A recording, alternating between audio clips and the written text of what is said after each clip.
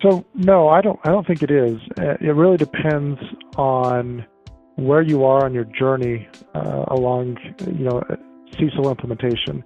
If you're just starting, then maybe you're not thinking about governance. But hopefully, at this point, 2018, you're far enough along that you need to start thinking about governance. You need to start making sure that you have appropriate documentation, that you're looking forward to what types of controls you're going to have, and making sure that the decisions that you're making today will comply with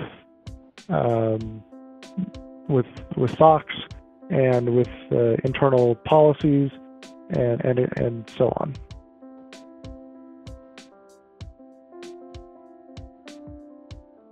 So when I think of CECL governance, I kind of think of it in two different parts. There's the governance that should encompass the implementation process. So that would include governance around who is making the decisions, who's in your working group, documenting what decisions need to be made, what decisions were made, why were the decisions made, what analysis was done to lead to that decision, when was it made, who gave the approvals, etc.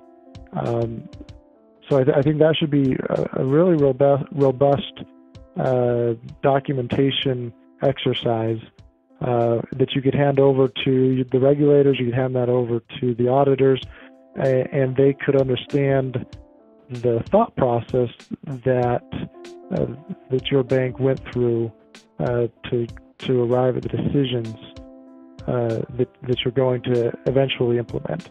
The second stage would be governance around the process that you're going to implement in 2020 or 2021, and that's just to make sure that any new procedures that you have, that you've got appropriate controls around those procedures.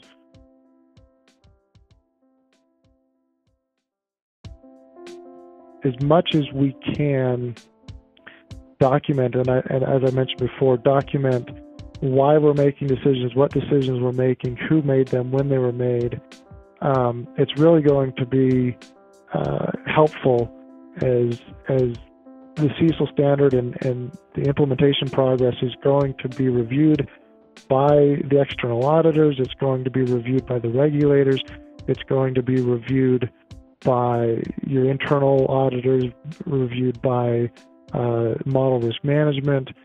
All these various stakeholders need to know and understand why you made the decision. And you don't want to be in a place in first quarter 2020, someone questioning you why you made this assumption, and you not really knowing why you did. You can't remember back in 2017 or 2018 the discussion that you had in one meeting where it was discussed and you made the decision. So having that documentation is critical to the process, and ultimately, it's going to end up as in a big file, but it should save some heartache come 2020.